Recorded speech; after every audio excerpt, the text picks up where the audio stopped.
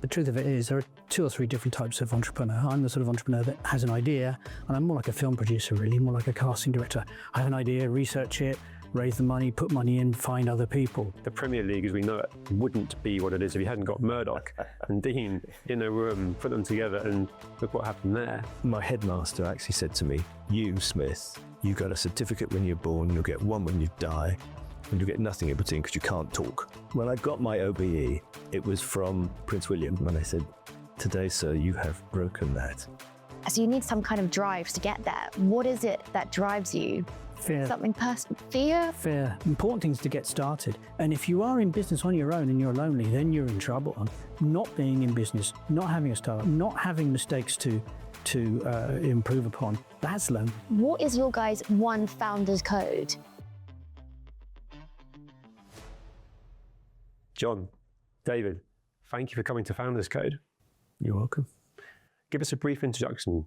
Jon, start with you. Briefly, I was in the music business for many years ago. I was the man behind Northern Soul all those years ago. And then I sold that, and then I went to live in California for a wee while, and I discovered that sport in America was like rock and roll in England. And at the time in the 80s, English football wasn't in a very good state. People were dying in the stadia, and it wasn't a good place. And all I did was bring back what they were doing in America, made it a little bit British. I had some good connections from my music business days. The media supported me. And by complete default, I stumbled on a young Argentinian player called Diego Maradona, and that helped me a lot. The rest is history. The rest is history. Yeah. David? Well, I'm a fossil from the early days of the internet. I'm now 60, so when I started, there literally was no internet. And I started off as a journalist and a writer. I realized I wasn't going to make any money, and being terribly afraid of poverty, I started writing about business. And I thought to myself, well, okay, why don't we combine what's going on in the video games industry with dial-up bulletin boards and the way hospitals and armies, universities can connect to the internet. So we started the world's first ever consumer internet service provider called Demon Internet, where all our numbers ended in 666. I went on to, after that, start an investment bank, which was all about researching interesting businesses. I've been a founder of 27 businesses so far, still at it. Some of them have been very successful, some have been absolutely horrendous. But there have been companies like 365 and Autonomy, Videojug, Derlaka, lots. But the reality is, there's nothing so exciting as being an entrepreneur if it's in your blood. Oh, and the fact you can still do it when you're in your 60s and bald like me is fantastic. One intro. I love this. So we start off by doing some quick fire questions, so like 1 sentence long. Would you rather, when running a business, not in life in general, have more time or have more money? Jon? As a question about in the business environment? Yeah, in a business environment. Well, for somebody who sold business for quite a lot of money, but the purchaser didn't realize I was running out of cash near the end, it made me realize that cash is seriously important, right. Very important. So if you run out of cash, you can't sell anything. So money. Wow. David, how about you? Well, the older you get, the rarer time becomes. But the truth of it is there are 2 or 3 different types of entrepreneur. I'm the sort of entrepreneur that has an idea, and I'm more like a film producer really, more like a casting director. I have an idea, research it, raise the money, put money in, find other people. And so the wonderful thing about that approach is that you don't need so much time, because if you get 100 people working for you all at once, time is sort of compressed. It's fantastic. Money all the time. Money. Interesting. Do you trust your gut or data? That is a very relevant question. I've always trusted my gut, and I've always been suspicious of data. Interesting. Short answer. I'm sure David will follow that diagram. It was succinct. Well, I love data, but only because it's in my gut. And if you're going to innovate, you have to, one thing that data will do will tell you what's already happening. It doesn't tell you that you're going to like something. It doesn't tell you that people are going to be interested in an animatronic bear that might run a circus ride. It doesn't tell you what doesn't exist. And as an inventor, I like data to just reinforce or disprove my ideas. It's intertwined. It's erroneous to say that they are separate things. Yeah, interesting.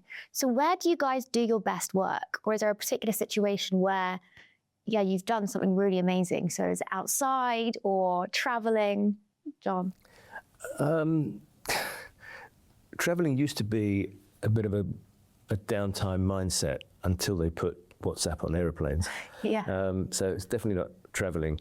I do find that, and I make sure now, after all these years, I find some quiet time.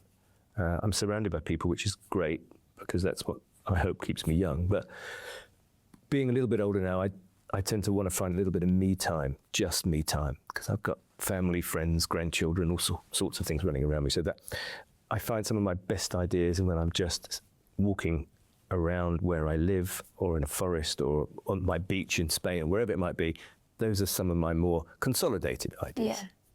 Nice. David, how about you? Well, I sort of retired at 31, and I burnt myself out after 16, 17 startups. But what I noticed straight away, once I stopped traveling, I stopped getting new ideas, because none of us operate in a vacuum. You don't know who you're going to meet, what opportunity you're going to see just when you look out the window.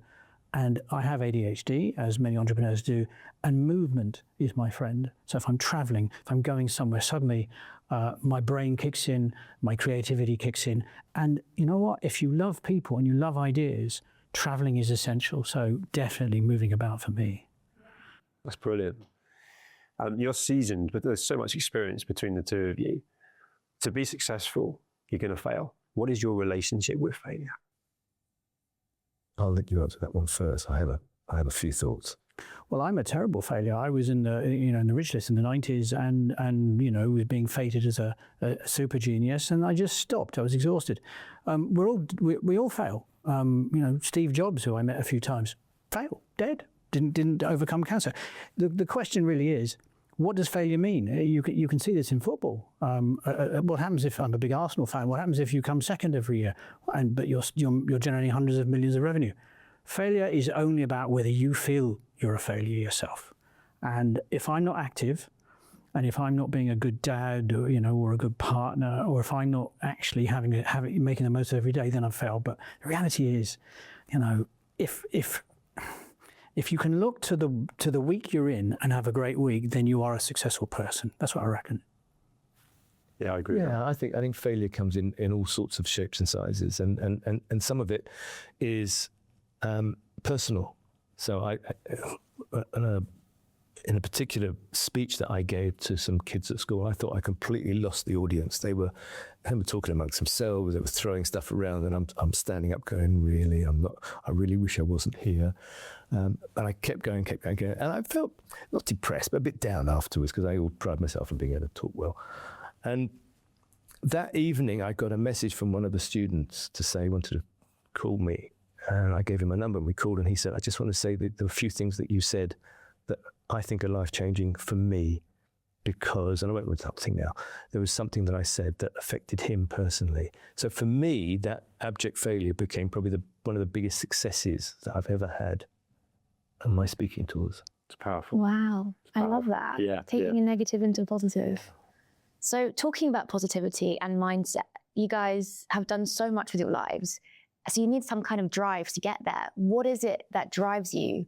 Is it fueled by passion or Fear. something personal? Fear? Fear. Can I jump in there as well? Yeah. We gate crashed their meeting. So they were meeting today when Jon contacted me and said, are you around to probably meet before or after your meeting? The twinkle in their eyes at 72, it's like, I'm 72. I pointed at Jon. I suddenly realized I don't know your age. They're still doing deals. Yeah, They're so still cool. plotting, planning, and doing mega deals. But you see, that's when you stop, when you get to a certain age, whenever it is. I know you stopped at 30, but you're unusual. Started again. Yeah, you did, yeah. And I start again every morning. You crank the hand, here I go. And see, that's another thing, I make myself go to the gym, I make myself run, do, swim, do. But at 72, I see a lot of my peer group who are old. And I don't think, I am old, but I don't feel old, and I don't want to feel old. And by doing what I do and challenging myself, I keep myself young. You can see, I said it off camera, you can see it in both your eyes. It's literally a twinkle in your eyes. Yeah. You've got a drive, you've got a flicker, which is back to your question. Yeah. And what's driving that? Is it another deal to be done? Is it the whole kind of scenario of like, it's almost like a deal junkie to the next opportunity? Part of it is what David just said. I mean, it's fear of, in my case, it's fear of the phone won't ring. I mean, when I ran First Artist, which was a big sports and entertainment company, I got invites everywhere. And after I sold it, the invites sort of went down, and then they disappeared off a cliff. And that fear was, okay, I'm not relevant anymore. Right. So for me, that fear, which David expresses, is to remain relevant. That's so interesting. Fear is it's you can have fear of poverty. You can. My fear is of going stale. And when I stopped working, because I could afford to retire in my early 30s, it was awful. I suddenly found I wasn't being stimulated. I felt a depression coming on, and so I don't want that. I want to go faster. I want to be active. I love people. I love ideas. You don't know what's round the corner, and everything's changing. And look. I want to be involved. I want to be in contact. I want to be learning. There's so many things to do. This is probably the most exciting time that human beings have ever lived in, I promise you, despite all the bad news. And I just want to be around a bit longer to enjoy it and to be part of it. And I have a fear of missing out. And, but that's optimism, isn't it? Excitement. It's very relevant, though, again. A fear of missing out. I mean, we grew through, all of us, I think, probably grew through some of the best times we've ever had. There were no wars. We had the fun of this, in my case, the fun of the 60s, the 70s, all that sort of fun, rubbish crap, which was great. It was life. And then we all started to own properties, and the property market just went like that. And most of us who worked well during the 70s, 80s, 90s have done reasonably well. Now, this period of time where the world's upside down, a bit goofed up, there's lots of worries and concerns and fighting between religions and beliefs. But the technological surround of all that is so stimulating. So out of every negative, you can take a positive. And this is a turning point in the world. I think the early 2020s are going to shape the next 100 years. So yeah, I think this is a really exciting time. So the deals that you can do together with your existing contacts, and then there's that element of, I guess, almost giving back, stroke mentoring. So hunting out people that, dare I say, remind you of yourselves. We talk about mentoring a lot. And I guess, whether you've invested in people or bringing people together, how much of that is part of what you're doing, as well as having the ideas and shaping opportunity? I do love that, I have to say. I prefer that to putting, £5 in a box and, doing... Do you get the fulfillment out of that? Yeah, just taking a slightly lost soul. Because we've got into a place in this world where it's very easy to define yourself as lost, as opposed to, oh, let's just get on with it. Oh dear, I am this. We said it before, we're talking outside, I am ADHD, or whatever that label may be. You made a very good line on labels. Oh, well, everybody seems to now want labels, because it stops the personalization, it stops sophisticated thinking. But labels are flags, and flags are symbols. And my favorite comedian, George Carlin, said, symbols are for the symbol-minded.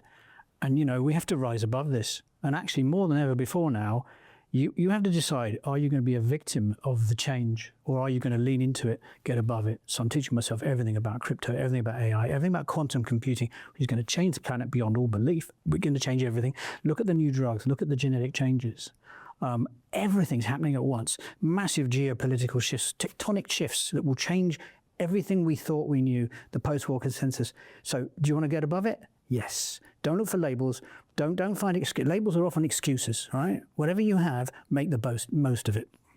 I love that. And there's a discipline there, right? About going and actually hunting it out and learning yourself, whether that's consuming information or hunting out the individuals that are at the highest level in that, which goes back to growth, I guess, growth mindset. Exactly. It's really, there's nothing better than being, you start off and you're the young talented thing, and at our age we're hopefully, it's like, to take a football analogy, we're now coaches and managers or even chairmen of football clubs, but we can still mentor, we can still be relevant, and sometimes that little bit of wisdom you have, there's something in the back of your mind, you go, I can do that. But I was always a team player. Some people can. In fact, my friend Simon Jordan was saying to me, he said he can't stop doing anything, and I can't finish doing anything. So we're in business together. Join in the middle. Yeah, and I've always Sounds a good team. I've always looked for people like that, and I don't really function well on my own. And so the idea of being with younger or just other people trying things out, building the future, it's so exciting. Honestly, when you stop doing it, it becomes all monochrome. You can feel the energy coming So off it's them, not right? just fear, it's the excitement that you're running off as well. Yeah, you know, Verity, it's so easy to be je ne sais quoi and lazy. Yeah. You know, in this country, we have a very good benefits system that, in my humble opinion, too good. You know, people have become lazy. People have been absorbed in street life, which in many cases is not healthy. You know, I hosted a dinner actually in Brixton Prison last year. That's cool. For a variety of people. And the guy serving me had been in for 2 14-year terms of GBH. And he was actually, it's a strange dichotomy to say this, he was actually a really nice guy. And we sat and we talked, and I can't get a phone number for him, but I gave the people at the prison a connect for me, and we've spoken, and he's coming out again soon. And not because I'm a wonderful guy or anything, I've got some plans for where I want to send him and do him, but just every little one person you can take off the streets, otherwise he'll go back on the streets and he'll be back in there again. Everyone you can take off is a real achievement. Yeah. It's really purpose-driven driven as well. Exactly. So it sounds like so much excites you guys. What is like the one thing that really excites you? Is it helping other people? Is it predicting the future? I think there are reflective moments the older that you get, and I love on a Friday night if I can sit down on my own, just review the week, whatever, with a big smile internally, and say, yeah, I've enjoyed this, I didn't enjoy that, didn't do that, loved that. If I can come away and feel positive about that week, that's fine. But then my next thought is, what next? Yeah. There has to be another challenge. Yeah. Until I'm too old. And then there'll have to be another one anyway, because otherwise I'll get older. Wow. What about you, David? Well, I just love the excitement of building things and of being in new projects often with new people, or many people I've been in business with for 30, 40 years. It's wonderful. And so they become your friends and part of your life. So connecting with people, having new ideas, being part of projects that eventually build something tangible. It could be financial, but it could actually be physical. And whether it's making films or whether it's starting digital businesses, or it's just, you know what? If for somebody like me to be sitting there with a little bit of money going, oh, I have fear of that. I have fear of that inactivity. But on the flip side, the joy of being around, excitement, and I wanted to say something about Britain. Britain, I don't think people are lazy. I think they're sort of institutionalized. They are, when you go to America, you go to the States, and now you go east as well. People are excited. They don't mind success. They don't mind wealth. They don't mind, unfettered ambition. They don't mind failure. Something's happened here, and it's got to be reversed.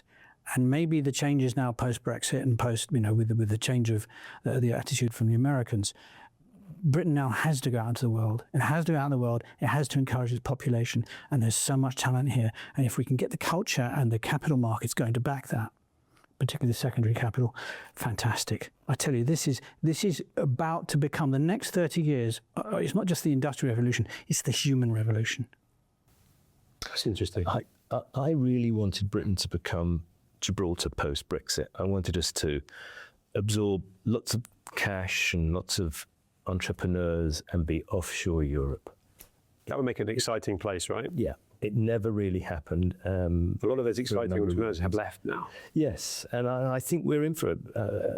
As much as I respect David's opinion on the culture in Great Britain, I think we're in for a bit of a difficult 2 or 3 years, because we have, and I don't want to make it too political at all, but we have a government who's quite inexperienced. I mean, only 3 of them have ever been in the corporate sector. There's a lot of university politics being talked about. I think we've got to come through that, and we've got to engender the ambition in people, not necessarily even to make money. I mean, one of the biggest things that I ever did, probably the biggest thing that I ever did in my life. My first wife sadly passed away from it was actually leukemia. She had an operation to inject bone marrow into her, so like a bone marrow transplant, which went wrong.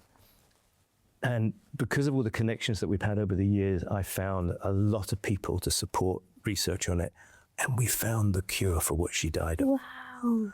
And that's a quiet message for me, but it wasn't necessarily money. It was putting the right people with the right people with the right people. Yeah, it needed a bit of money. So there's a lot you can do in life without having to take people off the street and try and educate them into the corporate sector.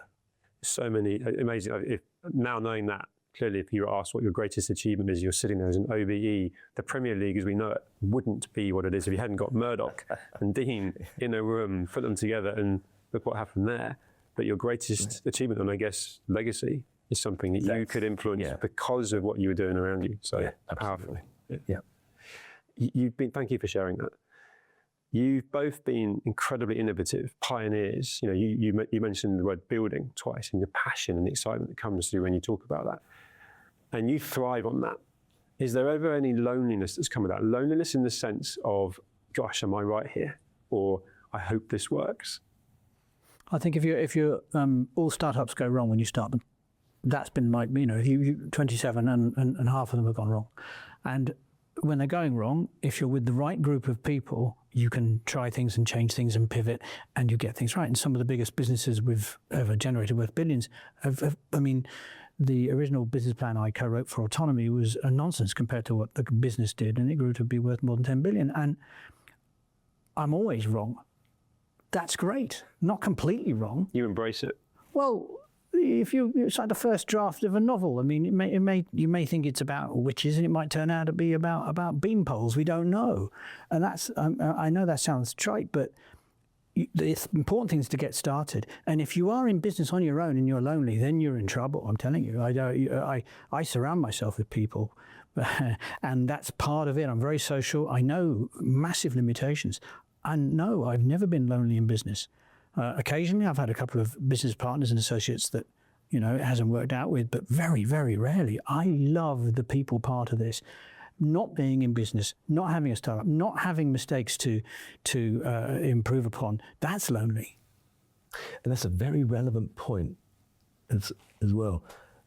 Starting your own business inevitably is you and maybe you and one or you and two. And I was a control freak. I still am, I suppose. But letting go, finding that right companion or companions and the people you can trust. I mean, I've seen so many businesses go bust because the financial director is not great, hasn't forecast right. Finding the right people to be your partners, in inverted commas, is essential. And how do you guys do that? Luck.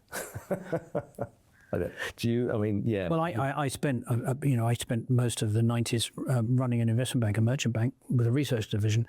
And I soon realized I was more like a casting director than a banker. I was looking for interesting people. Often we had the ideas, but they had the expertise, and then you try and meld together, a bit like casting a play. And when it worked, it was fantastic. Look, there are a few entrepreneurs, and I know a few billionaires that are loners, and they're almost autistic. I mean, they are so focused that their universe exists in a different way than it does for those of us that are extroverted. But no, if business is lonely, you're doing it wrong. Brilliant perspective. Yeah, great piece of advice. And the best asset on your balance sheet is luck. Do you believe that you make your own luck? Because luck gets talked about a lot. Yeah. Right place, right time. I mean, you've got probably countless examples, including actually the emotional one you just said, but you had people around you. You then were able to go to a circle of people that weren't there by luck. Have you got that perspective of, you sort of said it with a joke, but actually, is there an element of very much you've created your own luck? Yes, I think you do. And I think you have to recognize that sometimes luck does just play a part of it. And I guess it's how you, and we've gone full circle now, it's how you deal with failure, because failure is part of that journey too. And it's very easy to sit back and go, God, I was so unlucky. It's, luck's just part of it. Yeah, it's a good asset to have, and we joke about it. but it's only part of the equation. I don't know that there is such a thing as luck. I think you can choose to do stuff. You can choose to meet people who choose to answer that phone or to buy that lottery ticket. I think there's something more profound, and that is there's something about when we're born and how we're born. So my mother was born in Nazi Germany, walked across Europe. Without her fortitude, I wouldn't be here. At the same time, I was lucky enough to make money because I was, at a certain age, at the dawn of the internet. So everything we did went up. If I'd have been born 10 years earlier or 20 years later, who knows? So luck is an interesting thing. You can look back and go, that was lucky. Was it? You don't know. I think there's a mixture of determinism around there, and then yes, fortitude. I think that's luck is kind of, you go, I was lucky I did that. Well, were you? I don't know. I'm not sure about it. I guess it's circumstance, isn't it, really? Circumstance plays a part of your life, and it's how you deal with the circumstances that you've been given. You can't say, some of it's completely out of your control. You've opened a restaurant and opened it on the end of February in 2020. Yes. So that's out of your control, right? But then how do you deal with it? But is that luck? Is it luck? It's a set of circumstances. Yeah. It's an, how you respond to it. It's a weird thing. Become a takeaway. Yeah. If you get the right insurance policy, you see. Pivot. That's right. Yeah, exactly. Yeah. Have you guys ever had to pivot? Is there a time when something had gone so wrong when you go, right, what am I going to do now? Well, I have never had a business that hasn't pivoted. I've had businesses that started off as snooker businesses and ended up buying amusement arcades, sold those, and turned itself into one of the world's biggest video games companies. Nothing I've ever done hasn't pivoted. Yeah, I would agree with that. I think it's how omnifunctional you can be in your corporate environment. You guys must have so many stories between you. Maybe just following on Verity's kind of trait of a pivot. Is there something that you have achieved that literally was not planned, and then you had to change, and you're like, it flourished in something that became super successful? I mean, there are. Yeah, it's hard to sum. There are so many that every time he does a deal, he's thinking about opportunities, and then a little door opens. I helped somebody buy a large radio station once because we were getting drunk watching a football match, and he said, I can't even play my own records on breakfast show. So I thought, we got pissed. We rang up the owner of the can I use that word? I'm swearing. Anyway, we got drunk and probably not allowed to say that either anymore. But within a week, we managed to use some VC money to buy the radio station, and he made over 100 million at it. And these things, they're accidents.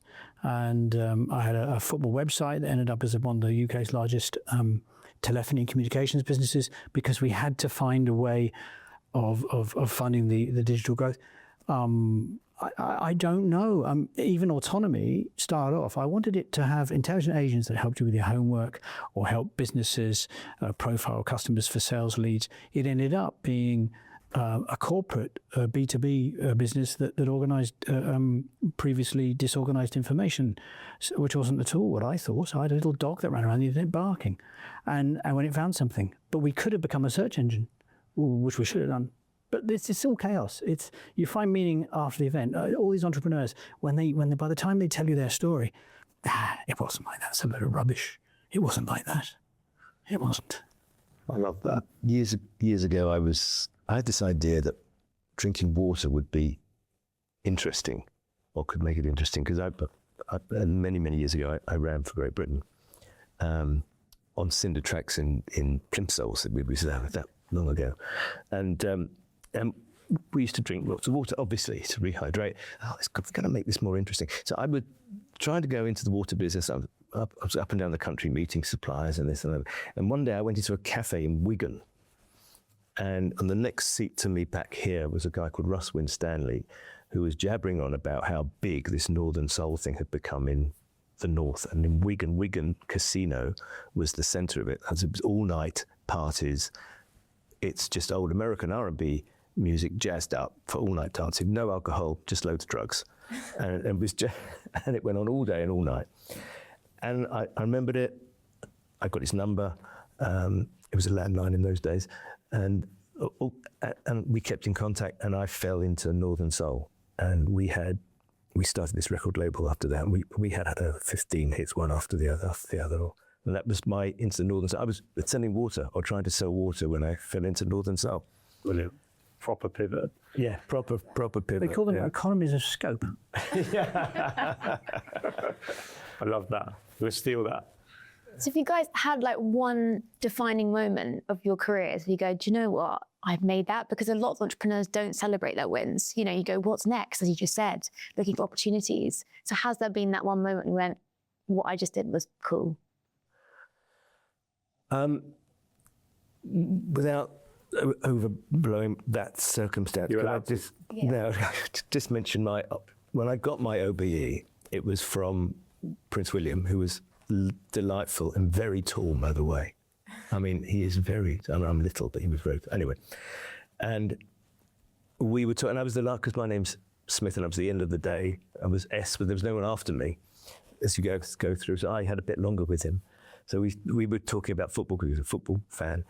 And he asked me a similar question. And I said, look, there's one thing that sticks in my head. I had a terrible stammer as a kid. I couldn't talk at all. In fact, I couldn't talk till I was about 15, which is why I talk so much now, to make up for it. And my headmaster actually said to me, you, Smith, you got a certificate when you're born, you'll get one when you die, and you get nothing in between because you can't talk. And that was the gossip from my headmaster. And I told that to Prince William, and I said, today, sir, you have broken that statement, because I did get one when I born, I will get one when I die. And now you've given me this. So that was my moment. Yeah. Wow. Powerful. I love that. If you can follow that, please. I can't really follow that. My whole life has just been about massive activity. I guess what I was possibly, I'm really proud of myself, apart from that, you know, connecting the UK to the internet, was I wrote a book. Nobody could understand what I was talking about. And this is around 91, 92. I was going, the internet. Well, what the hell is that? So I thought, well, if I can't describe it, I'm going to write about it. And that became really the first mainstream book about the internet. And, you know, Bill Gates rang me up and Steve Jobs rang me up. And we built a multi-billion-dollar investment bank that propelled Britain's technology. You know, we raised billions, and the bank turned out to be worth billions. And I was very proud of being a little catalyst involved in that. So in general, I think I'm proud that I've been around lots of interesting people in a positive way, but I can't really go and say I've done that. I don't feel inadequate. It wouldn't matter to me anyway. Actually, I'm going to pick that up with him, because I haven't known David that long, and it's been a real privilege to spend some time with him. He's one of the most successful people that I've ever met, and I've met loads of them. But he does it with humility. From you. It does it. Yeah, thank you. But he does it with humility, and you know, he's